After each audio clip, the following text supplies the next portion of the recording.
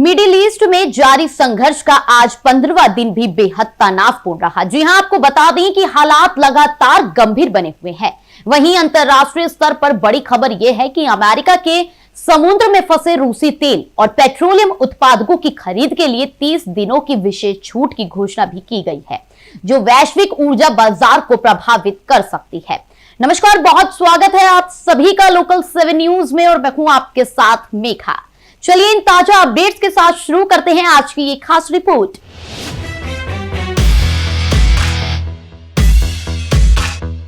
Iraq की राजधानी Baghdad के सबसे सुरक्षित माने जाने वाले ग्रीन जोन में स्थित अमेरिकी दूतावास पर एक बड़ा हमला हुआ है। इराकी अधिकारियों के अनुसार दूतावास परिसर के भीतर मौजूद हेलीपैड को निशाना बनाकर मिसाइल दागी गई हैं। हमले के तुरंत बाद दूतावास परिसर से काला धुआं निकला देखा गया है, जिससे इलाके में हड़कंप मच गया है। वहीं अमेरिकी दूतावास में लगे रडार सिस्टम को एक आत्मघाती ड्रोन द्वारा निशाना बनाया गया। सोशल मीडिया पर साझा किए गए वीडियो में अमेरिकी दूतावास परिसर के भीतर से धुएं का गुबार उठता साफ दिखाई दे रहा है। हालांकि अभी तक दूतावास के भीतर किसी के हताहत होने या सटीक नुकसान की आधिकारिक पुष्टि अमेरिकी पक्ष से नहीं की गई है। सुरक्षा बलों ने पूरे इलाके की घेराबंदी कर दी है। ये हमला ऐसे समय में हुआ है जब हाल ही में इराकी इस्लामिक रेजिस्ट्रेशन ने अमेरिकी सैन्य और खुफिया कर्मियों पर भारी इनाम की घोषणा की थी और एक अमेरिकी विमान को मार गिराने का भी दावा किया था। माना जा रहा है कि यह हमला उसी कड़ी का हिस्सा हो सकता है। दूतावास पर हमला सीधे तौर पर वॉशिंगटन को दी गई एक बड़ी चुनौती के रूप में देखा जा रहा है। बगदाद में अमेरिकी दूतावास सबसे सुरक्षित राजनयिक परिसरों में से एक माना जाता है। इसके बावजूद मिसाइल का हेलीपैड तक पहुंचना सुरक्षा में एक बड़ी सेध मानी जा रही है।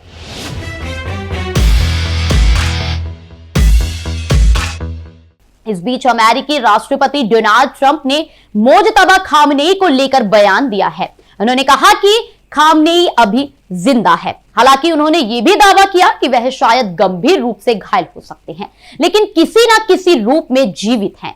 ट्रंप ने यह भी कहा कि जैसे ही यह युद्ध खत्म होगा, पेट्रोल और गैस की कीमतों में बड़ी गिरावट देखने को मिलेगी। उन्होंने कहा कि मिडिल ईस्ट में परमाणु खतरे को खत्म करना जरूरी था और अमेरिकी वही कर रहा है। ट्रंप ने यह भी आगे कहा कि अमेरिकी नौसेना जल्द ही हॉर्मुज स्ट्रेट से गुजरने वाले तेल टैंकरों को सुरक्षा देना शुरू करेगी।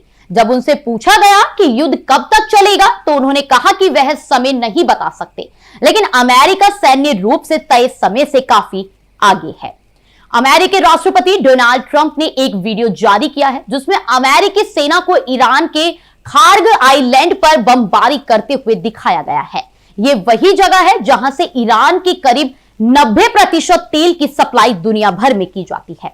ट्रंप ने आगे कहा कि ईरान पूरे मिडिल ईस्ट पर कब्जा करने और इजराइल को खत्म करने की योजना भी बना रहा था, लेकिन अब ईरान की ये सारी योजनाएं खत्म हो चुकी हैं। इस दौरान अमेरिका ने समुद्र में फंसे रूसी तेल और पेट्रोलियम उत्पादों की खरीद के लिए 30 दिनों की विशेष छूट जारी की है। अमेरिकी वित्त मंत्री स्कॉट बेसेंट ने कहा कि इस फैसले का मकसद ईरान युद्ध के कारण अस्थिर हुए वैश्विक बाजार की संभालना है।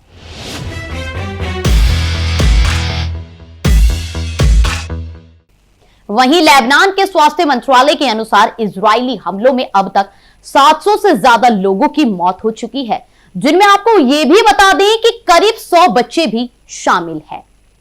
ईरान की कड़ी चेतावनी क्या है, चलिए इसके बारे में जानते हैं। ईरान ने भी साफ चेतावनी दी है कि अगर उसके ऊर्जा ढांचे या बंदरगाहों पर जरा सा भी हमला हुआ तो वह पूरे क्षेत्र के तेल और गैस संसाधनों को आग के हवाले कर देगा। ईरानी सैन्य प्रवक्ता के अनुसार जवाबी कार्रवाई में उन सभी तेल और गैस प्रणालियों को निशाना बनाया जाएगा जिनमें अमेरिका और उसके सहयोगी देशों को फायदा मिलता है। अब बात करते हैं कि अमेरिका से जुड़े ठिकानों को निशाना बनाने की भी बात की गई है। आपको यह भी बता दें कि धमकी भी दी गई है कि अमेरिका की ओर से शुक्रवार को खर्ग द्वीप के सैन्य ठिकानों पर किए गए हमलों के बाद ईरान ने कड़ी प्रतिक्रिया दी है। ईरान के खातम अल अंबिया सेंट्रल हेडक्वार्टर के एक प्रवक्ता ने कहा कि अगर ईरान के तेल आर्थिक या ऊर्जा ठिकानों पर हमला किया गया तो उसका तुरंत जवाब दिया जाएगा। ईरान के सैन्य नेतृत्व ने चेतावनी दी है कि अगर उसके देश के अंदर मौजूद तेल, आर्थिक या ऊर्जा ढांचे पर हमला हुआ तो पूरे क्षेत्र में उन ठिकानों को निशाना बनाया जाएगा जिनका संबंध अमेरिका से है या जो वॉशिंगटन के साथ मिलकर काम कर रही हैं।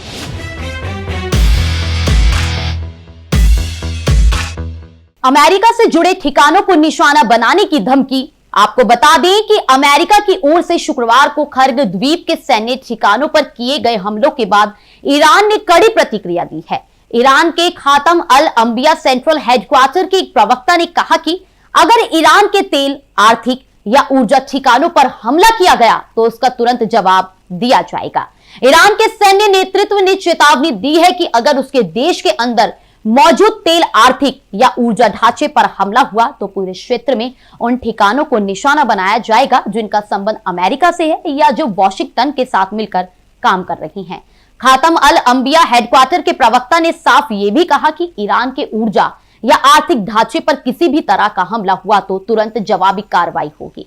इस कार्रवाई में ऐसे ठिकानों को निशाना बनाया जा सकता है जिनमें अमेरिकी कंपनियों की हिस्सेदारी है या जिन्हें अमेरिका का सहयोगी माना जाता है।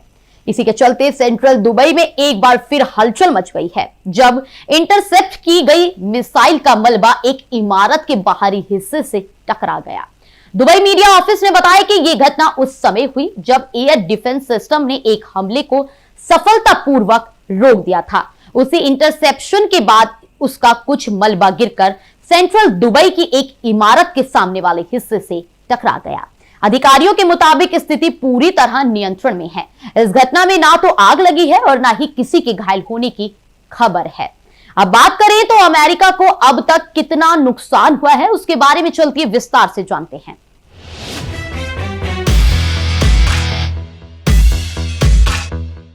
अमेरिकी राष्ट्रपति डोनाल्ड ट्रंप ने जब ईरान के पूर्व सुप्रीम लीडर आयतुल्ला खामनेई को मारने के लिए ऑपरेशन एपिक फ्यूरी को मंजूरी दी थी तब शायद सोचा नहीं होगा कि ये जंग इतनी लंबी खिंच जाएगी और उसे इतना नुकसान भी उठाना पड़ेगा। इस महाजंग में ईरान घायल शेर की तरह लड़ता दिख रहा है और इजराइल पर ताबड़तोड़ हमलों के साथ खाड़ी देशों में मौजूद अमेरिकी सैन्य ठिकानों पर मिसाइल और ड्रोन बरसा रहा है। चलिए जानते हैं ईरान के खिलाफ जंग में अमेरिका को अब तक क्या क्या नुकसान हुआ है। ईरान के खिलाफ जंग छेड़कर अमेरिका अपने ही हाथ जला बैठा है। आपको यह भी बता दें कि पश्चिम एशिया में बीते 15 दिनों से जारी इस महायुद्ध यानी ऑपरेशन एपिक फ्यूरी ने अब एक नया खतरनाक मोड़ ले लिया है। डोनाल्ड ट्रंप ने जब ईरान के पूर्व सुप्रीम लीडर आयतुल्ला खामनेई को मारने के लिए इस ऑपरेशन को जब मंजूरी दी थी तो शायद सोचा नहीं होगा कि ये जंग इतनी लंबी खींचेगी और उसे इतना बड़ा नुकसान उठाना पड़ेगा। इस महाजंग में ईरान घायल शेर की तरह लड़ता दिखाई दे रहा है और इजराइल पर ताबड़तोड़ हमलों के साथ खाड़ी देशों में मौजूद अमेरिकी सैन्य ठिकानों पर मिसाइल और ड्रोन बरसा रहा है। इसी कड़ी में ईरान ने आज सऊदी अरब के प्रिंस सुल्तान एयर बेस पर हमला बोलकर अमेरिकी वायुसेना के 5 KC-135 रिफ्यूलिंग प्लेन को जमीन पर खड़े खड़े क्षतिग्रस्त कर दिया। ये टैंकर हाल के दिनों में हुए मिसाइल हमले का शिकार बने। हालांकि अमेरिका का दावा है कि इस हमले में प्लेन पूरी तरह तबाह नहीं हुआ और मरम्मत के लिए भेज दिए गए हैं। हमले में कोई मौत या घायल नहीं हुआ, लेकिन ये ईरान की क्षमता का सबसे बड़ा प्रदर्शन है। इससे एक दिन पहले ही इराक के पश्चिमी इलाके में एक और KC-135 रिफ्यूलिंग एयरक्राफ्ट क्रैश हो गया था जिसमें सवार सभी 6 क्रू मेंबर्स की मौत हो गई। यूएस सेंट्रल कमांड ने इसकी पुष्टि की है। ये दोनों घटनाएं युद्ध के महज 15 दिनों में अमेरिका को लगातार तीसरा बड़ा झटका है। अब बात करें अमेरिका के कितने विमान तबाह हुए हैं तो आपको बता दें कि ईरान के हमले ने अमेरिका एयरफोर्स की रीढ़ कही जाने वाली रिफ्यूलिंग क्षमता को सीधा निशाना बनाया है। प्रिंस सुल्तान बेस पर क्षतिग्रस्त 5 KC-135 स्ट्रेंटोक टैकर अमेरिका ऑपरेशंस के लिए बेहद महत्वपूर्ण थे। ये प्लान F-15, F-16 और B-52 जैसे लड़ाकू विमानों को हवा में ईंधन भरते हैं। इनके डैमेज से अमेरिका की एयर कैंपेन प्रभावित हुई है। वॉशिंगटन पोस्ट की रिपोर्ट के मुताबिक सूत्रों ने बताया कि प्लेन मरम्मत योग्य है, लेकिन रिफ्यूलिंग मिशनों में देरी हो रही है। इराक क्रैश में खोया एक और KC-135 चौथा सार्वजनिक रूप से स्वीकार किया गया एयरक्राफ्ट लॉस है। इससे पहले कुवैत में अमेरिकी एयरबेस के पास भी एक बड़ा हमला हुआ था। रिपोर्ट के अनुसार एयरबेस के आसपास संदिग्ध मिसाइल या ड्रोन गतिविधि देखी गई, जिसके बाद सुरक्षा अलर्ट जारी कर दिया गया। इस हमले में 3 अमेरिकी फाइटर जेट क्रैश हो गए। हालांकि कुवैत और अमेरिका ने इसे ईरान अटैक नहीं बल्कि फ्रेंडली फायर का नतीजा बताया था। अब बात करते हैं कि कितने अमेरिका सैनिकों की मौत हुई है। आपको आगे बता दें कि ईरान के खिलाफ शुरू हुए इस युद्ध में अमेरिका को भारी नुकसान हुआ है, खासकर मानवीय और सैन्य स्तर पर। 28 फरवरी से शुरू हुई इस लड़ाई में अमेरिकी सेनाओं पर ईरानी मिसाइल और ड्रोन हमलों से सैनिकों की मौतें बढ़ती जा रही हैं। ईरानी युद्ध के दौरान अब तक कम से कम 13 अमेरिकी सैनिक मारे जा चुके हैं, जबकि 140 से 150 सैनिक घायल हुए हैं। 13 मौतें छोटी संख्या लग सकती है, लेकिन हर मौत एक परिवार को तोड़ रही है। इराक क्रैश के 6 शहीदों में से ज्यादातर युवा एयरमैन थे। उनके शव डोवर एयरफोर्स बेस पहुंच चुके हैं, जहां राष्ट्रपति डोनाल्ड ट्रंप ने श्रद्धांजलि दी। ट्रंप ने एक्स पर लिखा, हमारे बहादुर सैनिकों की शहादत व्यर्थ नहीं जाएगी, ईरान को इसका जवाब मिलेगा। वहीं घायलों में 150 सैनिकों का आंकड़ा भी चिंताजनक है। पेंटागन ने कहा कि 8 गंभीर घायल सैनिक जर्मनी के लैंडस्टूल मेडिकल सेंटर में भर्ती हैं। ये नुकसान सिर्फ संख्या नहीं बल्कि रणनीतिक भी है। रिफ्यूलिंग प्लेन का डैमेज अमेरिकी एयर ऑपरेशंस को कमजोर कर रहा है। ईरान के IRGC प्रवक्ता अली मोहम्मद नईनी ने दावा किया कि हमारी नई मिसाइलें अभी इस्तेमाल नहीं हुई है, हम 6 महीने की जंग के लिए तैयार है। वहीं अमेरिका राजदूत माइक वॉल्टर्स ने NBC को बताया कि रूस ईरान को खुफिया मदद दे रहा है, जिससे हमले और सटीक हो रही हैं।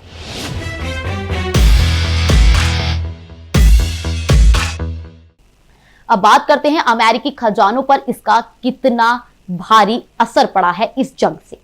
पेंटागन के आंकड़ों के मुताबिक युद्ध शुरू होने के बाद से अमेरिका ने $11 अरब से ज्यादा खर्च कर दिया है। जी हां, आपको बता दें कि इसमें missile, defence, third, patriot, air strikes और इंफ्रास्ट्रक्चर रिपेयर शामिल है। अगर युद्ध 1 महीने और चला तो लागत $210 बिलियन तक पहुंच सकती है। जी हां, आपको यह भी बता दें कि जैसा कि पैन वाटन बजट मॉडल के निदेशक केंट स्मैटर्स के अनुमान ने बताया है कि इस युद्ध के चलते हुए तेल संकट की वजह से दुनिया भर की अर्थव्यवस्था पर बोझ भी बढ़ रहा है। तेल की कीमतें $110 प्रति बैरल पार कर गई है।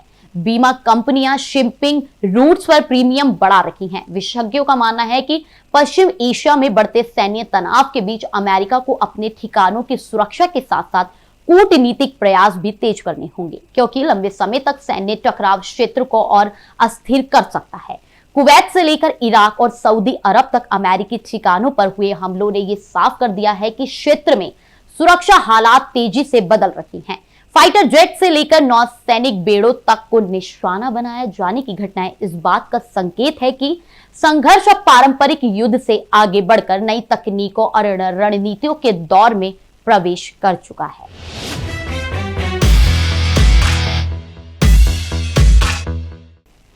जैसा कि आपने जाना इस पूरी रिपोर्ट में कि क्या अब तक हो चुका है, आगे ये भी बता दें कि बगदाद और मिडिल ईस्ट से मिली इन घटनाओं ने यह साफ कर दिया है कि संघर्ष अब सिर्फ स्थानीय नहीं बल्कि वैश्विक स्तर पर असर डाल रहा है।